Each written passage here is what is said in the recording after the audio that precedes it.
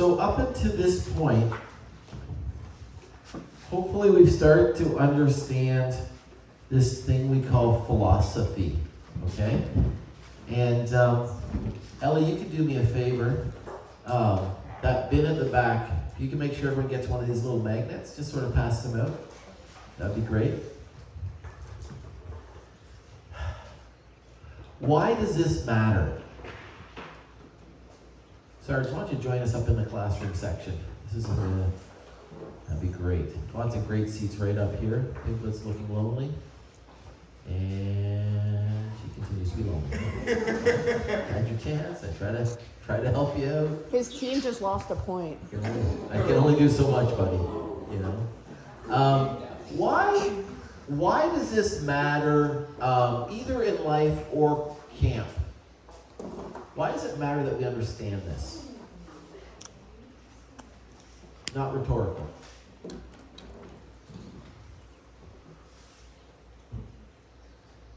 Yeah. Does the Bible tell us to understand this? Sure. Okay. We could appeal to that. Okay.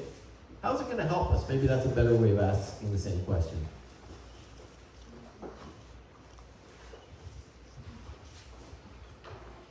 In life or at camp, why does this matter? How will it help us?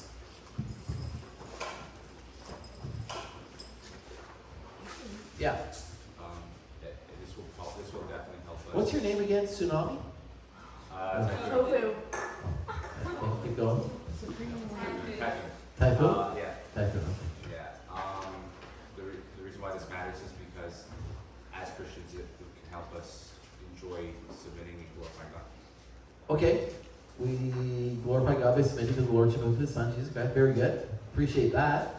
Okay. A little less classroom, a little more real life. How's this going to help you in your real life?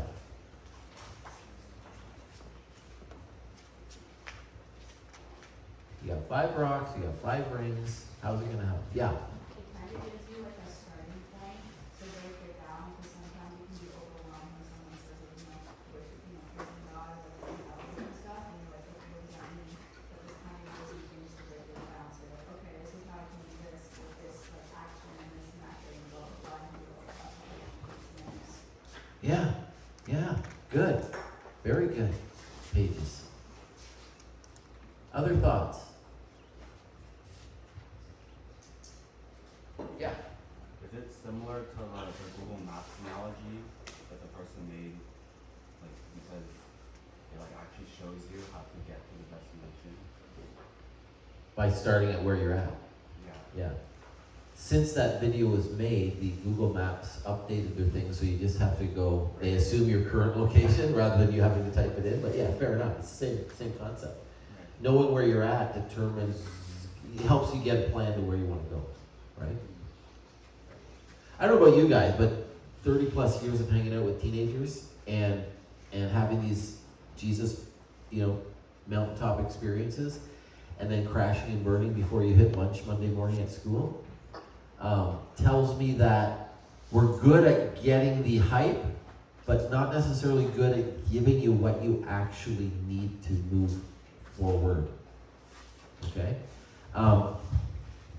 I think Pages, you touched that where I think this is important well, and that is,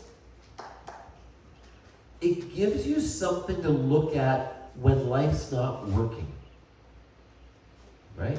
When you're not feeling Jesus, when something's not quite happening, do yourself a favor, grab a pen, a paper, however you doodle, and just write down LIFER. Lavish worship, intentional community, faithful service, effective outreach, radical discipleship. Then write down programmatic personal. And write down how you would like to be doing, and then just ask yourself, how am I doing with this? So for example, if you're having all kinds of relational difficulties, I'm not going to say what kind of relational difficulties. Maybe they have to do with a love of your life gone sour, or maybe they have to do with a good friend, or maybe they have to do with your parents, or a brother or sister, or a teacher, or whatever the case may be. If you're having troubles relationally with another human being, and you go, intentional community, Show me your friends, I'll show you your future.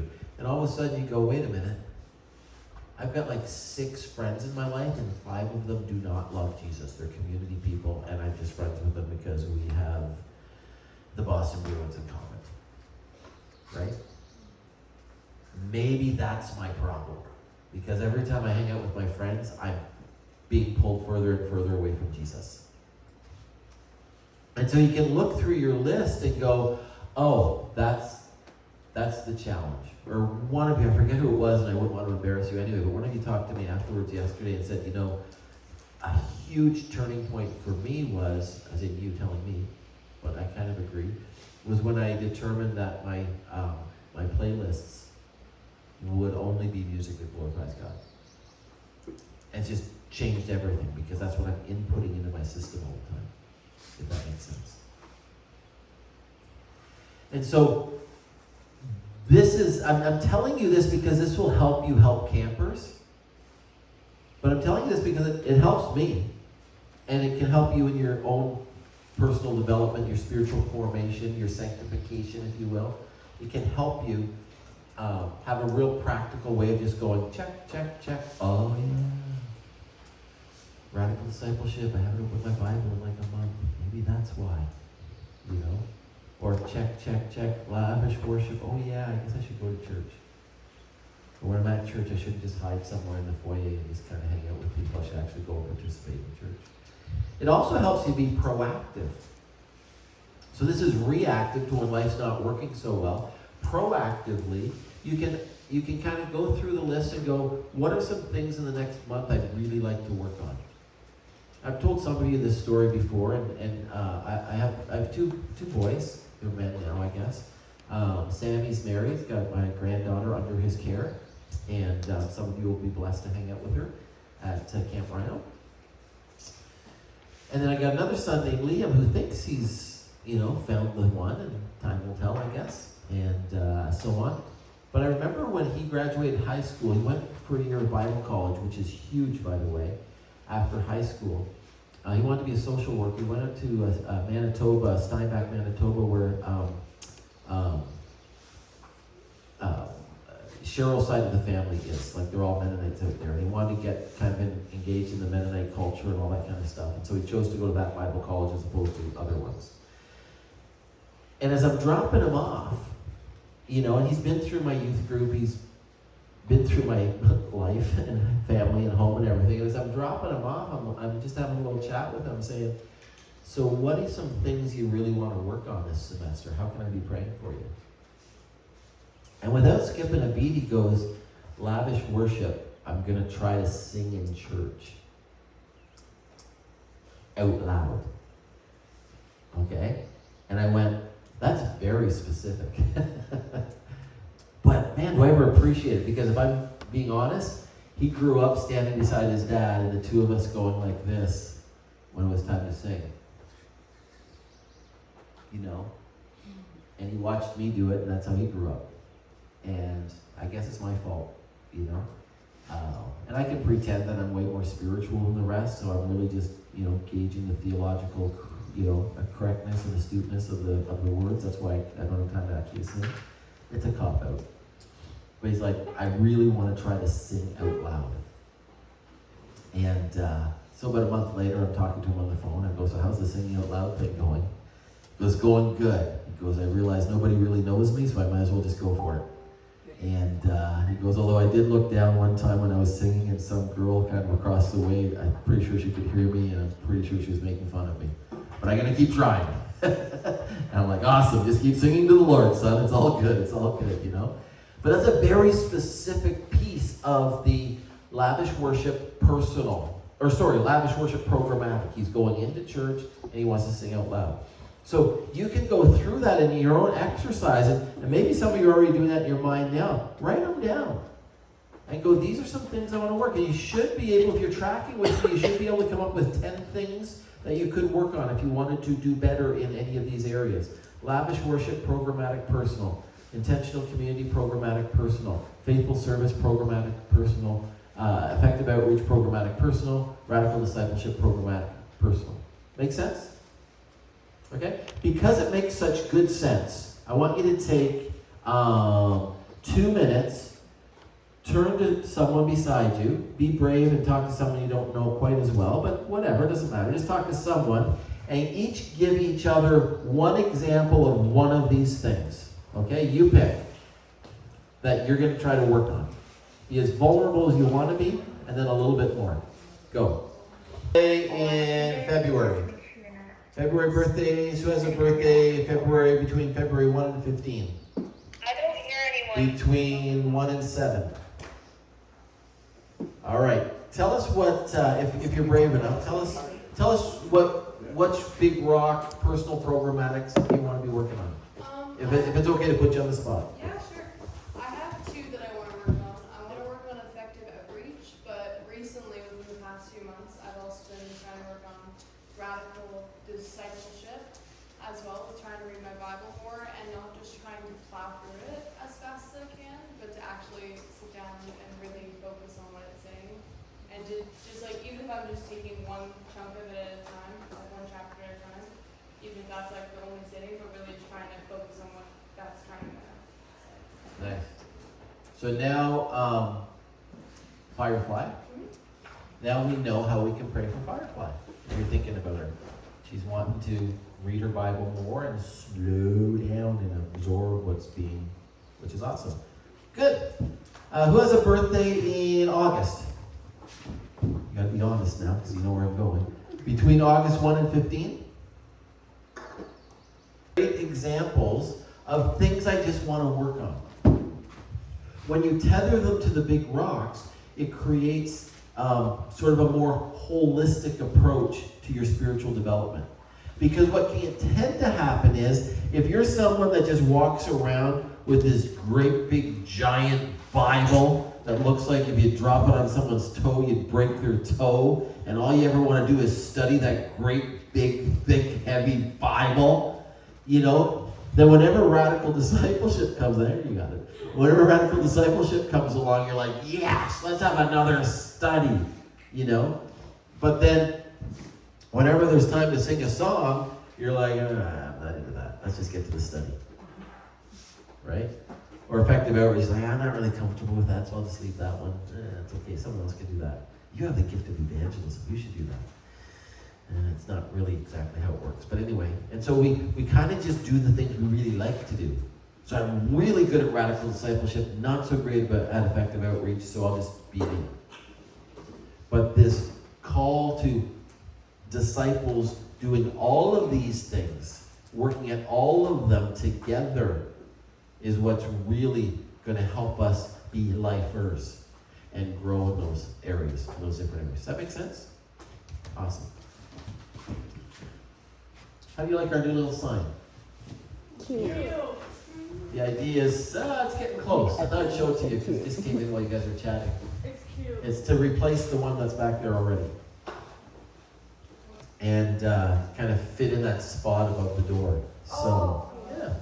So if you're looking at it, you have any really good input, come see me afterwards because we're just kind of fine-tuning it to make it fit in there. Thank you. Well, I just started a conversation, so there you go. I guess it is. All right, back to this now. Okay, where were we? There we are. Back to these guys. Fun fact, the same person who designed the last one you just saw is the same person who designed this one back in,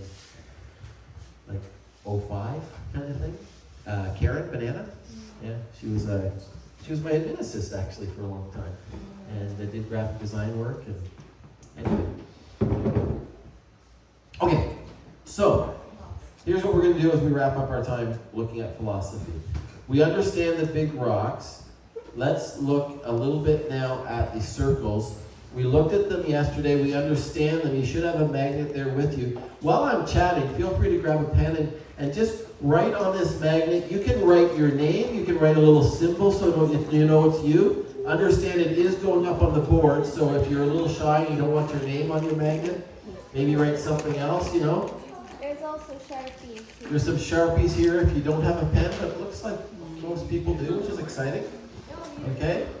So you go ahead and make your magnet your own, and in a few minutes we're going to go on a field trip. Okay? Here's the thing about the magnet. And you'll notice we wipe that board clean, so we start new every summer just because it's nice to start new and fresh and clean and all that. Here's what I want you to think about while you're thinking about where am I going to put my magnet. A few summers ago, I had a staff person, girl, who had the younger girls in her cabin. And, no, not Potato, what was her name? Anyway, it doesn't matter. No, it doesn't matter. Anyway, she came to me about Wednesday and she was all upset. I go, what's wrong? She goes, my camper girl, she won't stop crying. And I said, well, that's sad. What's the problem? Well, the problem is that when we first put our magnets on the board, she put them as committed. And then she came to me today and she was all upset because she's really not, and she felt like she had lied to me. You know, like that feeling when you're a little kid, you really disappoint your parents or your teacher, or in this case, your cabin leader? And she was so upset. And I said, well, do you think she was actually lying to you, or do you think she, through our time here at camp, she started to realize and understand better? Probably the latter. I said, well, this is an exciting thing. That means she's actually learning and growing. So once she calms down, celebrate that with her. Buy her something at Tuck on me, and just celebrate the fact that she's learning and growing in who she really is and where she's really at. Okay? Now you're going to go through similar things with different campers throughout the summer. I'd like to suggest you're probably going to go through the same thing on your own, in your own journey. That's why they're magnets, because they move. If you go up there and you throw it down on whatever circle you want to put it on, and by the way, even within the circle, you can kind of go closer or further away, depending on where you think you're really at it there, so it's a little bit of freedom there. If you wake up in 2 or 3 days, or you come back next week and you're like, the truth is I'm really more here, you're allowed to move your magnet. What if you're in between two of them? Then just put it in between. Yeah, you put it wherever you want. There's no real rules. It's your magnet on your board, and like we say to the campers, the only real rule is you can't touch anybody else's magnet. And I say that to the junior high boys in the group that love to take all the junior high girls' magnets and put them way out in the community, and then tease the girls for not loving Jesus. It's a fun youth group I kind of hang out with, So, but as you're thinking about it, think about these questions. One, is your magnet going where you want to be? Is your magnet going where you want to be? Right? I made this, I'm sure I said this yesterday, I say it all the time. I'd like to be 20 pounds lighter. That doesn't mean I'm putting my magnet 20 pounds lighter if it was a different type of board. Do you know what I mean? I'd like to be 20 pounds lighter, but really I'm not. I'm here. Okay? You guys are supposed to interrupt and say, bro, you look great. Don't worry about it. Still nothing. Okay. I guess I'm back to the shakes. Anyway, so you're putting it where you want to be. Are you putting it where you think people that you value in your life would want you to be? Maybe for some it's your parents, a pastor, a mentor figure in your life. Are you putting it where you're like, you know what? If my dad were here and he were looking at where my magnet is, he'd be so proud of me, so I'm going to put it there. Okay?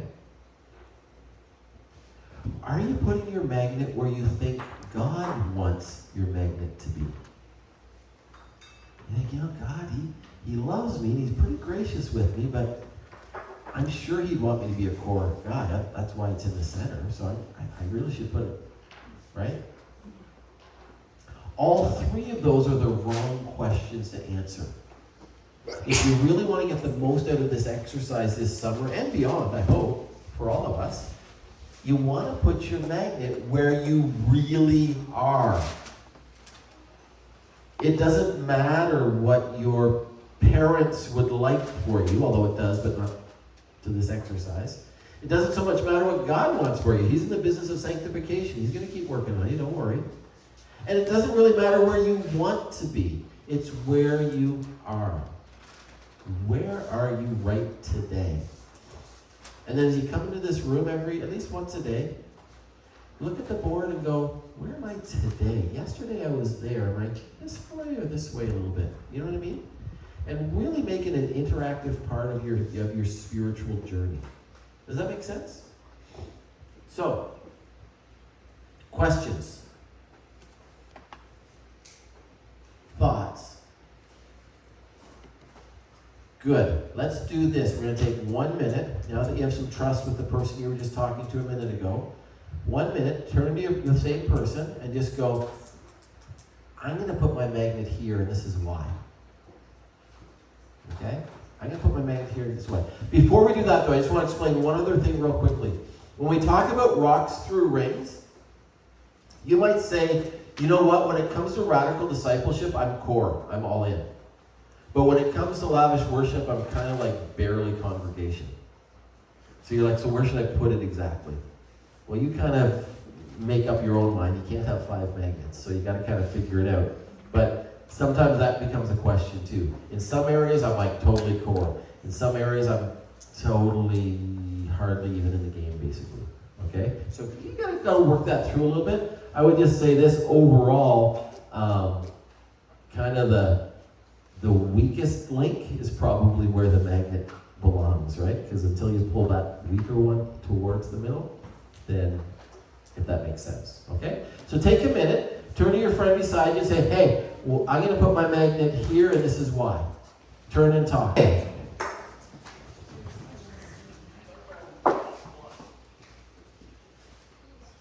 We're all good? Awesome, awesome.